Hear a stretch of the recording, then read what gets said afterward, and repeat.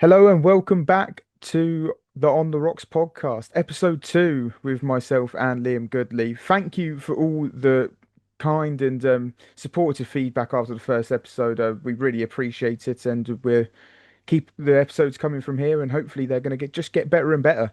This month's episode, we're going to be just briefly reviewing preseason. Looking forward to the next month, and also I will be sitting down to have a chat with new Bognor number one, Matt Chisum, and we'll be getting to know him a bit more before the season starts. But first, Liam, I know you struggled to get to all the preseason games, but you were at Chichester. So, what are your assessments of this Bognor team at the moment?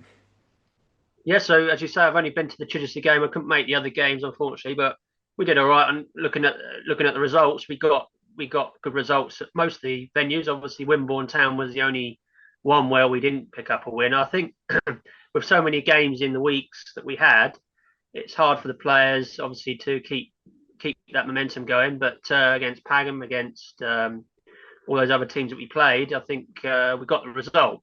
Now, preseason, it's hard to tell, how it's all going to work out, who's going to fully sign and everything else.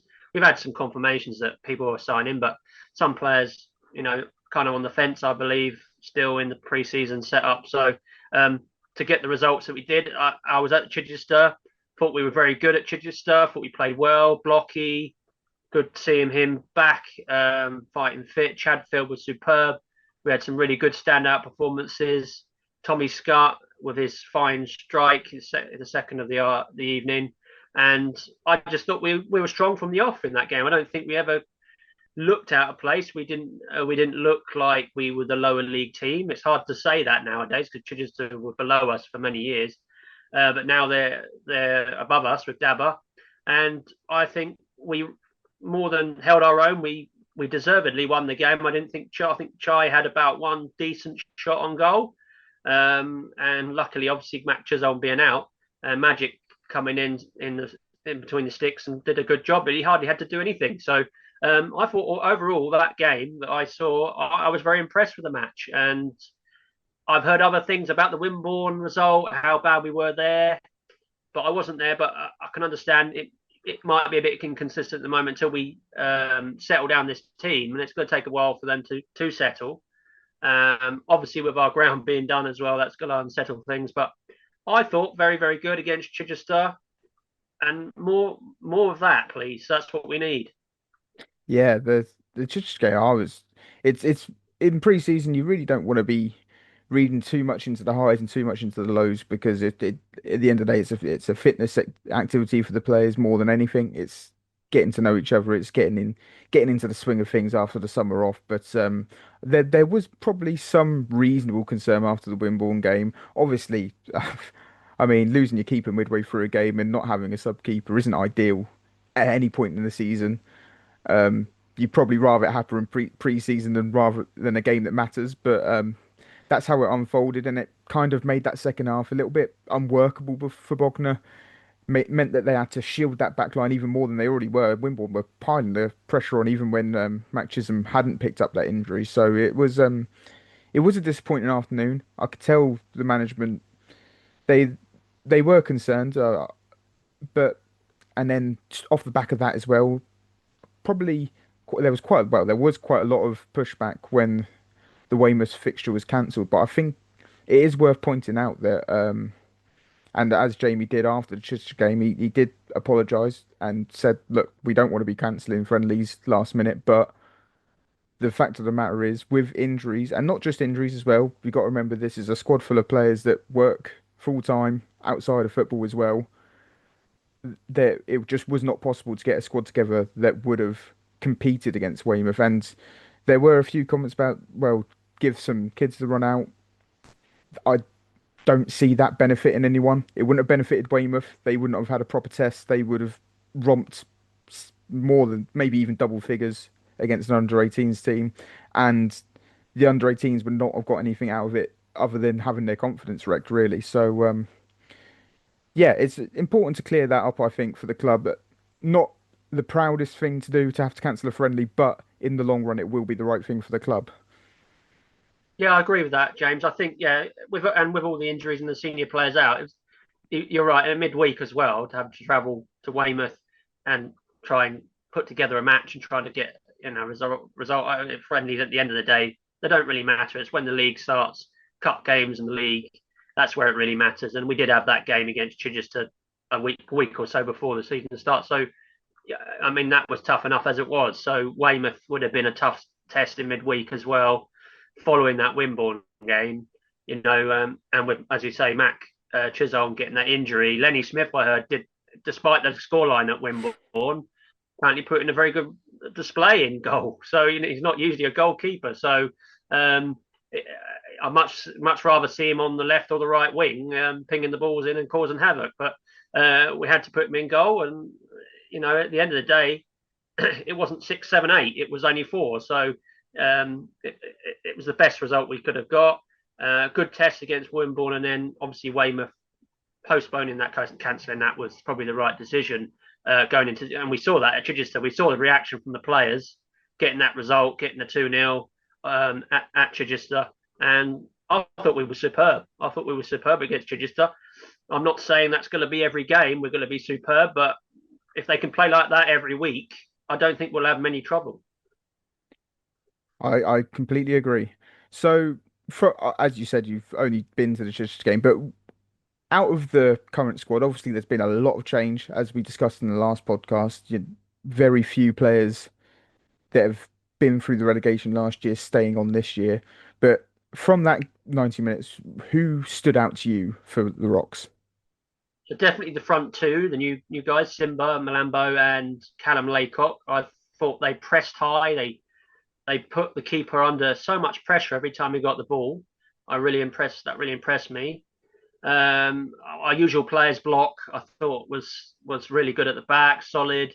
Didn't let Chai get a sniff at goal really. I thought they were very strong. Ethan Robb had a standout match. I thought that's probably one of the best matches I've seen him play. And he set up obviously that second goal that we saw from Tommy Scott, which was a brilliantly taken. People can see it on the Facebook and socials. The way he struck it was well taken, and I think Billy Alcock as well, getting that goal off the left post. That was a nice strike to give us the lead. I just think overall the whole team seemed to do their jobs to the best of their ability, and they got result, and they deservedly won. It's a shame it's not for a cup competition or in the league and get points, but unfortunately it's a friendly, but it's the last one, and going into it's the perfect sort of game to go into this our first game of the season against AFC Portchester, which is I think is going to be a stiffer test than people think.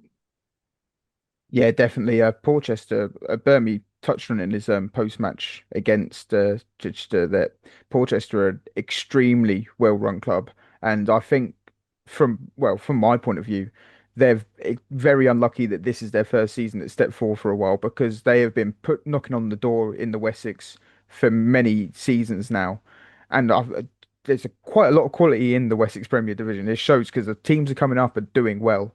Moneyfields last season finishing seventh in the league. Um, and Horndean coming up with Birmingham. Birmingham's shown that there's a lot of talent in the local areas around about Portsmouth where there's a lot of teams now that have money behind them and are looking to progress. So Portchester, I think, are one of the teams that despite being new to the league, are going to be definitely top half pushing because they've got a lot of good players, they've got a good budget, and they've got a club structure that is looking to push the club forward. Yeah, I think was it 4 trophies? I think they won last season. They've been superb. I think Burnley said in his interview. So props to them. It's good. I think it's a tough opening game. I know most of our games are away because of the pitch situation, but for one of the it's a fairly local one, which is nice in that sense for the fans. But in terms of first match, I think they're full of adrenaline. They're flying. They've gone up the league, and fair play to them. They're a growing club, and it's going to be a tough game. I mean, a draw, you would say, it might be a good result. We want to win, but a draw would be, looking at it, might be a good result to begin with, and then we head to Littlehampton midweek, which I expect us to win that. But yeah, we will see how we get on. But fair play to them. Fair play to their management team who brought them up, have done very well, and I think one or two others have, looking like they're going to be up there as well. But yeah, I'm looking forward to the season overall, but I'm not getting carried away at the same time after that win against Chai. Granted, I've only seen one game. I know we've won most of them, and other than that Wimborne game, but they've all been mainly against lower league opposition. So it'd be interesting to see how we get on in our same level. If we keep injuries clear, like we've already had injury worries already with the goalkeeper and various others, I'm hoping that we can, wrap them in cotton wool in a way and get them padded out and ready for each game. I'm sure they'll do their utmost to do that. But when we need to, we've got some good youngsters coming through the ranks, and hopefully I think the likes of the one that sort of stood out that's new is Callum Beck. I think obviously son of Dan Beck, who looks like quite fine. So and obviously a legacy player. It's with his dad playing for so many years at Bognor. It'd be interesting to see how he features this season. Yeah, absolutely. And I believe he's only 16 years old as well, which is just incredible. The way, if anyone's been to the preseason games, you'd have seen he does not look like a player that was that significantly younger than everyone else on the pitch. He really did hold his own and even started away at Midhurst in the fullback position and really showed his physical attributes as well as his technical attributes, I think. So Callum Beck definitely one to look out for in the future. And after Wimborne as well, Jamie did say in his post-match that it was a little throwaway comment, if anything, but I picked up on it, and I really think it's important to note that the club have worked on the under 18s more recently. They have been trying to make the under 18s a place where we are able to take players and they are first team ready, rather than just having an under 18s team for the sake of having an under 18s team. And you only have to go think back to 4 or 5 seasons ago where we would not see any homegrown players coming up into the first team. They'd all be from professional academies dropping out rather than our own players. But now you're seeing the likes of Lenny Smith, Ashton Horsted got minutes last season, Callum Beck now in pre-season, and uh, a few more before as well, the likes of Tom Holland, Joe Briffer. All these players coming up, being found in the under 18s and being prepared for men's football a lot more efficiently. Yeah, if you, I think sometimes with age they think, oh, okay, physically they're not quite there, but in terms of the technical ability, they probably match the senior players, and we've seen that with a lot of our youngsters. Obviously, guys keep growing until they're into their mid 20s, so it's going to be interesting to see how they sort of meld into in with the experienced players. But I think what we've seen already is a good mix, really, of experience and the youngsters. And hopefully the experienced players, especially at step four, like I said before in the previous podcast, I think it might be a little bit easier to bridge that gap between under 18s to the main squad. And even if they come on as a sub for the last 10, 15 minutes when, hopefully Bognor high and dry, 3-0 up or something, you can give them that experience. But I think Burmy, Jamie, and then Robbie also before that were giving them good time on the pitch, which I think it's very important going forward in the future because teams like Worthing and Horsham have done that for years. They've believed in youth players from their own youth academies, and it has paid off. It might not have paid off straight away, but in 2 or 3 years, you see it start to pay dividends and start to get results on the side. And I think there's it's growing still the youth setup, but I think the under 18s is a good stepping stone now for that step four side.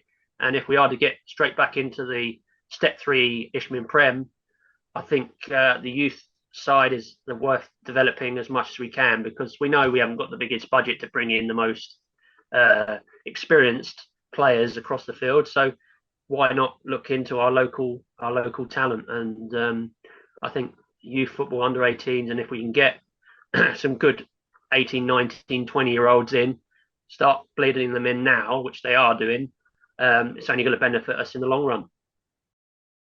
Well then, Liam, I did give you a little bit heads up before springing this on you, but what we're going to do now is we're going to try and predict what we think the top five of the Isthmian Central Division is going to be come the end of the season. I think it's a good chance to assess some of the teams that we think are going to be up there this season, and some good teams in this division that maybe some familiar, but some that maybe Rocks fans may not be familiar with. So we'll start with who you think title contenders are, Liam, and in the number one spot, who do you think? The team that joined us getting relegated, I thought Hendon might have a good chance of getting back up again straight. The first time of asking, they want to get back up there. But I have had a look at the other teams that I think will be in the top five. I haven't included ourselves, but I hope we are up there. Um, as I said, I still think mid-table to sort of the playoff positions is our sort of position at the moment until we delve, get some more players in there, um, fill up that bench a bit more. I do think there's some teams I'm not really aware of, like you say, James, but we know teams like Hayes and Yedding. We know teams like Kingstonian. Well, Kingstonian were in the playoffs last season, but Hayes and Yedding just missed out, and I think they might go one step closer and get to that top five. And I've also put Hanworth Villa and Ascot United, who I think will be. They were both high into the third and fourth, I think, last season in the top five. They didn't make it, obviously, but they're in for the second time this time, and they'll hope to go back up. But I put honourable mentions to AFC Portchester, who are our first game for the season.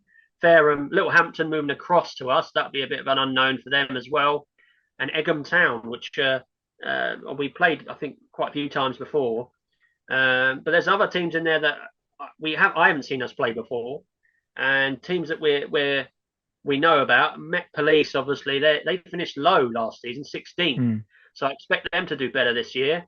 And always a tough place to go in Court, but we've had quite a good record there. So I expect us to try and get a result there. Littlehampton will be interesting. Moneyfield, who we played in pre-season last year. And I think there's some, obviously, South Park Reigate, who we played in the cup, got a result there. I'm quite hopeful there that we'll get something. But teams like Southall, Westfield, Hartley Wintney, obviously we saw them in the cup. We haven't played them in the league, but Binfield, Bedford, we might have played these in the past, but I don't remember my time seeing us play them teams. So they're all a bit unknown for me. But they're the five I've gone for. So Kingstonian, Hayes and Yedding, in no particular order, and then Hendon, Hanworth Villa, and Ascot. Hopefully ourselves up there in the mix. But I really think it's a bit too early for us. I might be wrong. I'm hoping for a positive season. I think it'd be better than last year.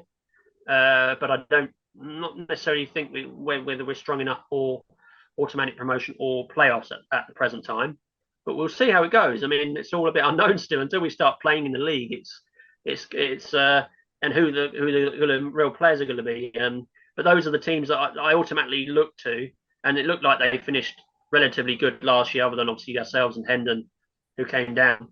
But you never know what Portugal's going to be like. Fareham, Littlehampton, Egham Town. You just don't know. Hanworth Villa. They were all unknowns, so it's going to be interesting. But those are my five. So Kingstonian, Hayes and Yedding, Hendon, Hanworth Villa, Ascot United, and hopefully Bognor in that mix as well. Which I hope we're champions. I hope we go back up again, but it might be too early for us. Yeah, well, it seems like great minds think alike because I have selected four of your top five in my top five as well, and that is Hendon. I think Hendon probably strong enough to win this league, and I hesitated in putting them in top spot because it is such a tough thing to bounce back when you've got that losing habit in your club. It's really a tough thing to get back into the winning habit and really propel yourself, especially into a title race where only the top team goes up automatically. But I think their squad is just strong enough. And when you look at how they started last season as well at step three, they were competing playoffs before they lost their manager. So they clearly have the talent in that squad to do better than that they did tail end of last season. And to be making that drop down to step four as well, I really do think Hendon will be a very strong contender this year. Second, again, a team we agree on, Hanworth Villa, playoff finalists last year, defeated by Uxbridge, and they, aside from Farnham Town, who absolutely wrecked this league last year, massive budget over at theirs. 100 plus points. There was no one came near them. Apart from them, Hanworth Villa had the best defence in the league, and that is why they finished where they finished. And I think it's probably a personal footballing philosophy of mine that most successful teams are built from the back. If you have a solid defence, more times than not, you're gonna win games. It's all good and well having a good attack, but if you've got a leaky defence, you're relying on outscoring the opposition, and I don't think that's an efficient way to build a promotion chasing team. Down the list, we've got Kingstonian again, playoffs last year, strong squad. I was considering putting them higher, but I think the factor of the off the pitch stuff and the not having their own home ground may play into it a little bit. But they're still a very strong team. Going to be tough team to play this season, definitely, and they're going to be up there. Again, another team we agree on, Hayes and Yedin, as you said, missed out on playoffs last year. They'll feel that they don't belong at step four either. Another team that probably don't belong at step four, and traditionally a Southern Prem club, all the even higher as well.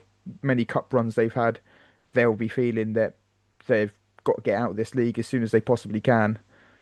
And the success for them last season, it's a two-sided coin really, because it was their home form that drove them up the table. Lost only 3 times at home last season, but that does suggest that maybe if their away form was a little bit better, they would have been in the playoffs last season. So maybe Hayes and Yedden not too far away from being the complete package. And for fifth place, I did have a bit of a debate with myself because I have written down in front of me us. I've put us in fifth.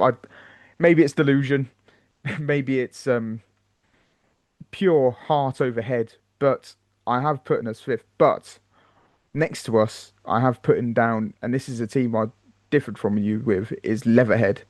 And Leatherhead, again, it's another team that had really good home form last year, and they had really good attacking football last year. And I saw, I'm not sure if he's been recruited permanently, but I saw former Rock Sam Descent Descent Croy, Descent Croy, Oh yeah. yes, Um, he was playing for Leatherhead the other day. That looks like a really good recruitment for them. He was at Farnham last year. So again, it looks like a former step three club in this division that have strengthened well. So if I'm thinking with my head rather than my heart, I'd probably put Leatherhead in that fifth place. yeah, I forgot about Leatherhead actually. There's another club that we're familiar with. Good setup there. They've always I always rated them as a club. It's a shame that they are where they are. Same with Kingstonian. They've been messed around with their pitch, as you say. They keep changing grounds nearly every season now. It's very hard for their fans to settle.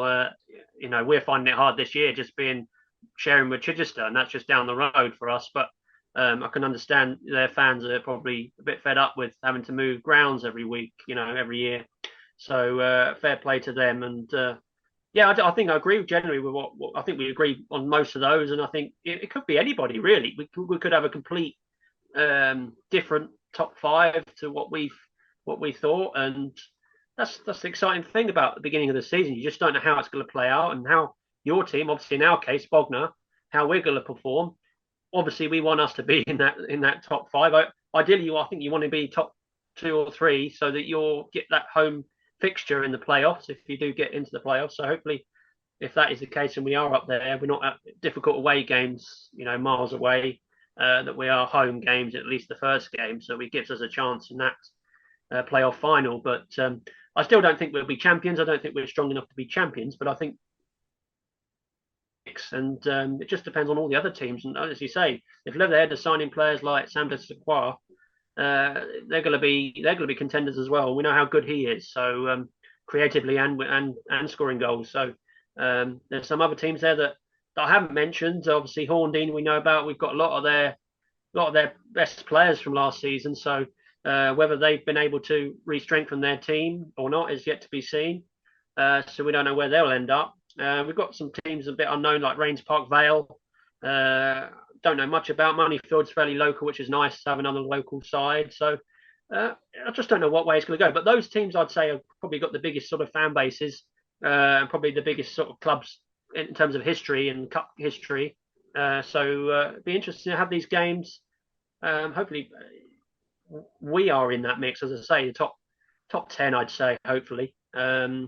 And if we can, as I say, if Bermie and Jamie get there targets that they want in the team to help the depth. I think that's back in defensive depth at the moment with the injuries we've got. But I think I'm happy with what we've got in midfield and attack. I think it's just defensively, if Blocky gets injured or Chad, I know they've got knocks at the moment, so if they'll be all right for the beginning of the season, just hope that they can keep going.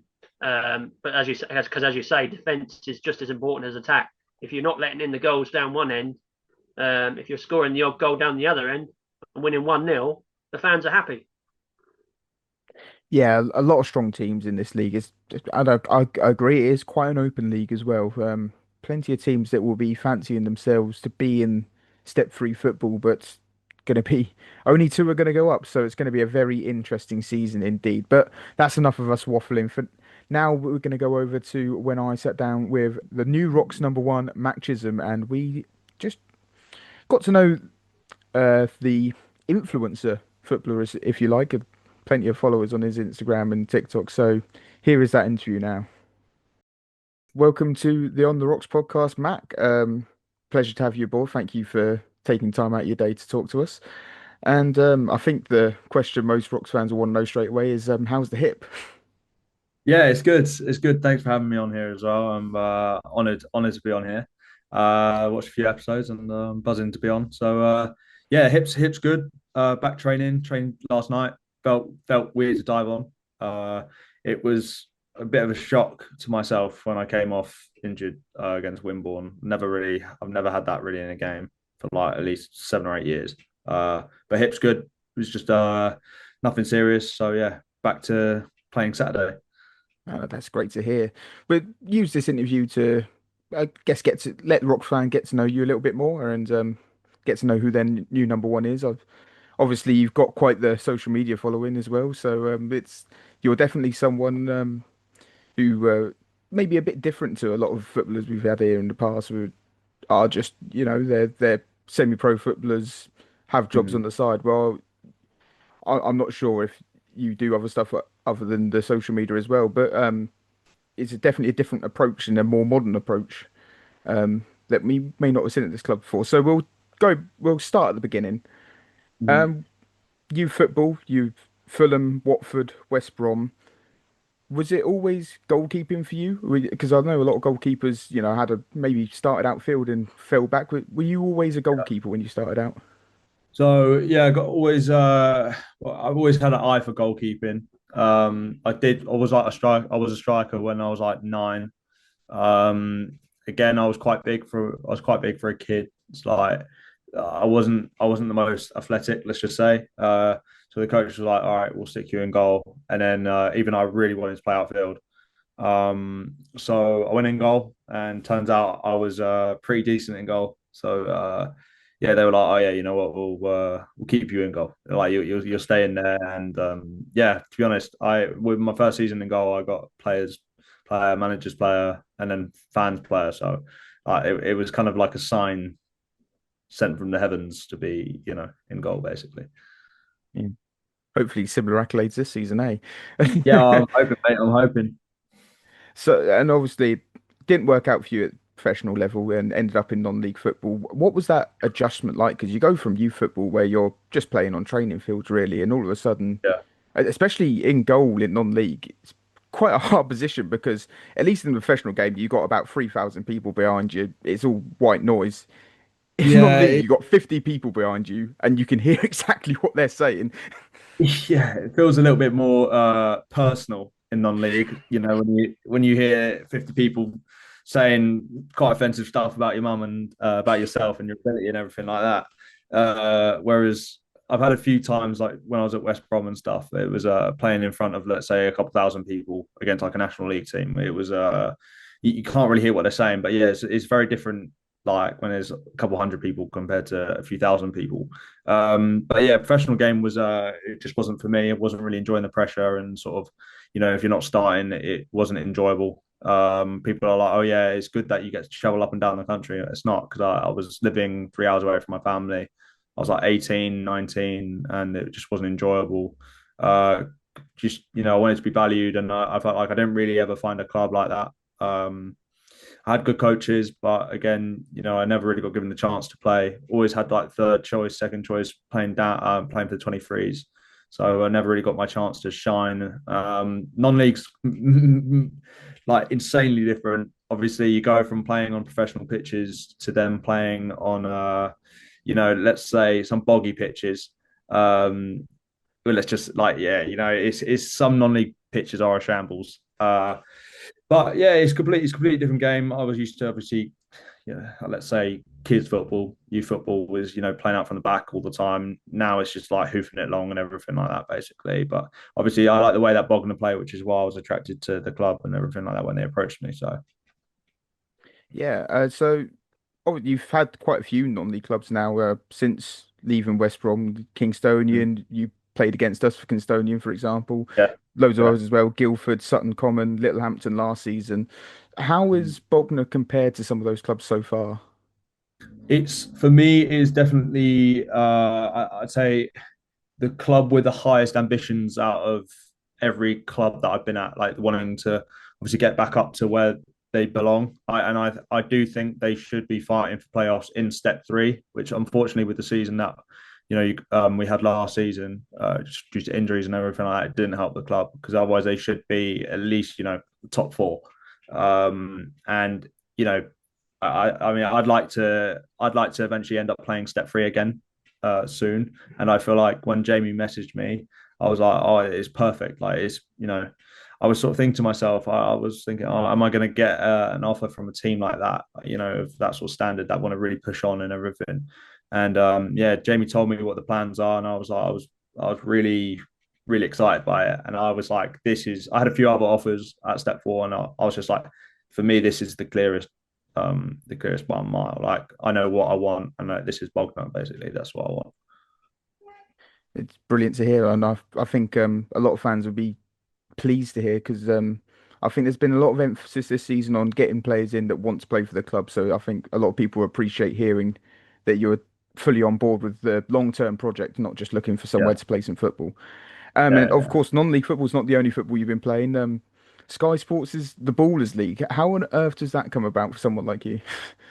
To be fair, it correlates well with my job, and also I've always loved playing sort of small-sided football because when I was at academy and stuff, we always used to play like seven-a-side, six-a-side, obviously because it's really good to get the ball moving fast.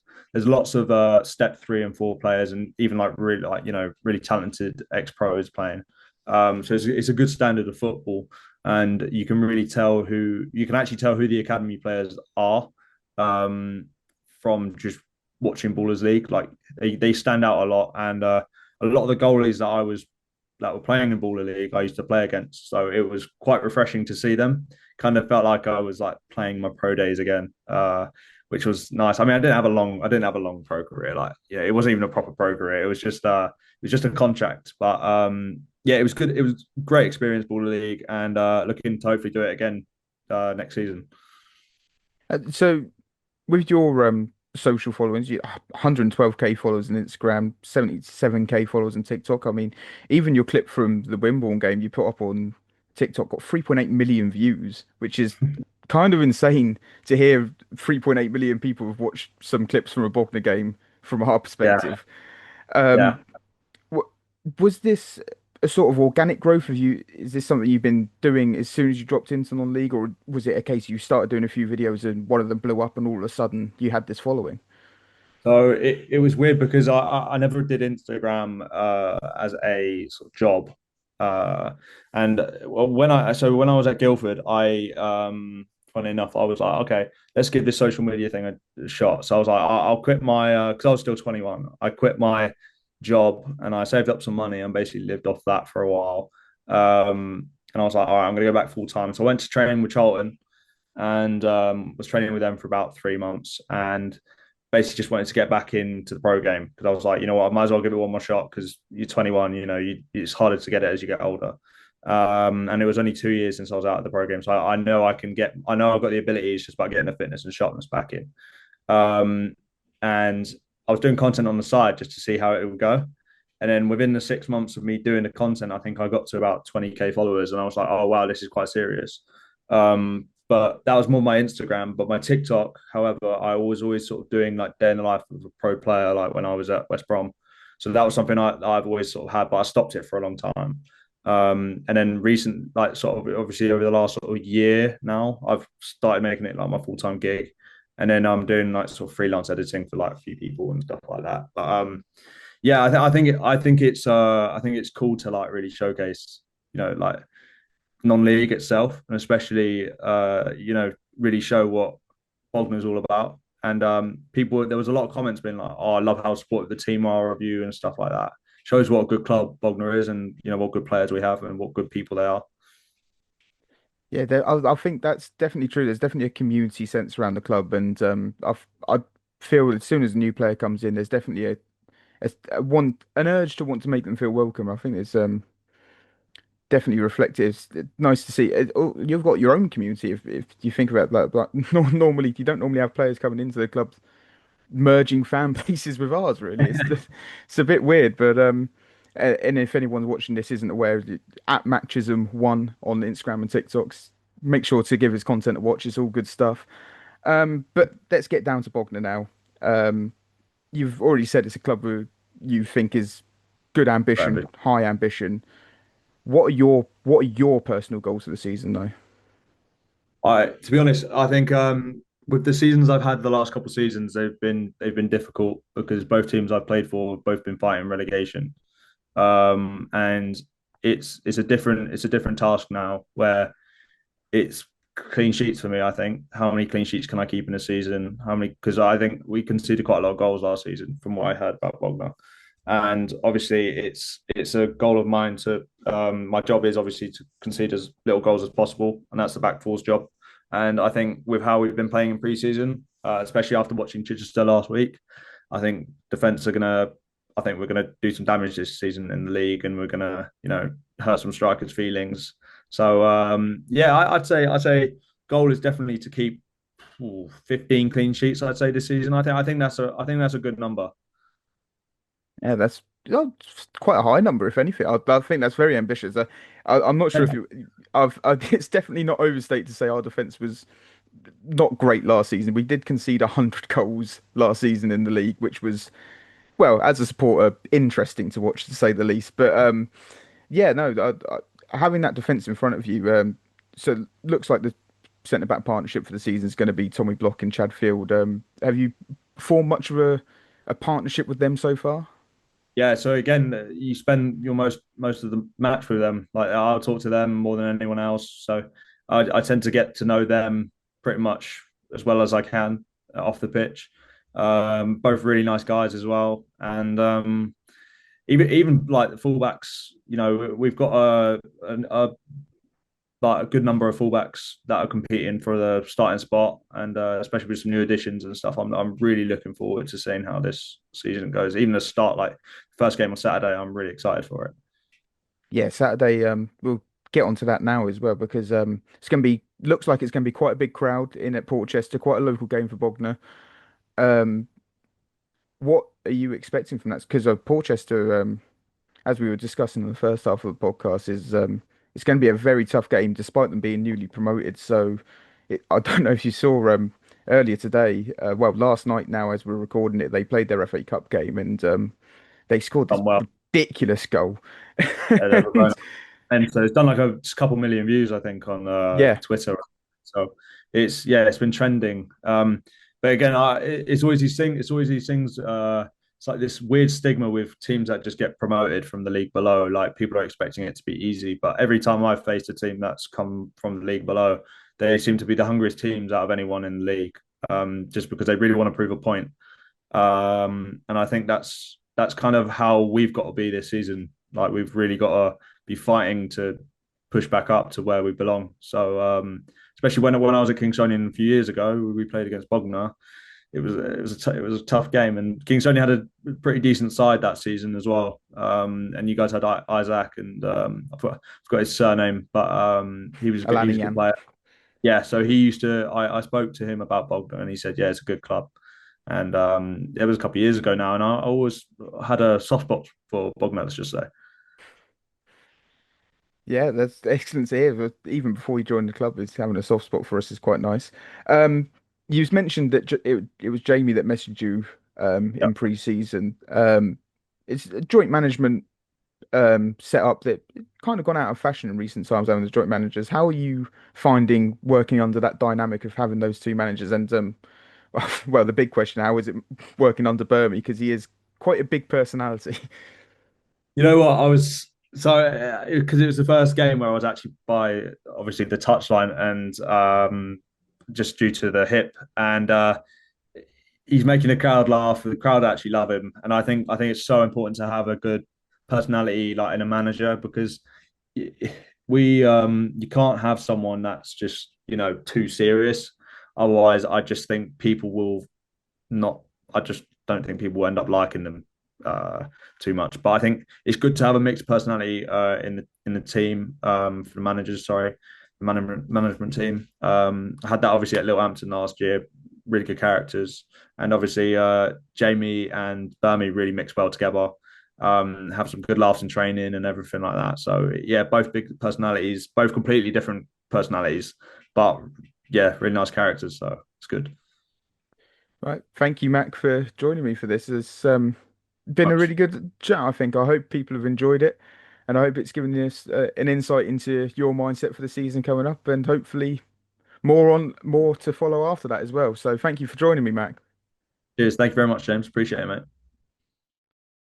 Thank you for listening to episode 2 of this season's On the Rocks podcast. Special thanks to Liam and Mac for their time, of course. A reminder that this is very much a podcast by Rock supporters for Rock supporters. So any suggestions on what you would like to see in future episodes, let us know down in the comments on our YouTube, across our socials, or you can contact us directly through the email rockssounds1883@gmail.com. Thank you again for the support, and we will see you again on the next episode. Up the Rocks!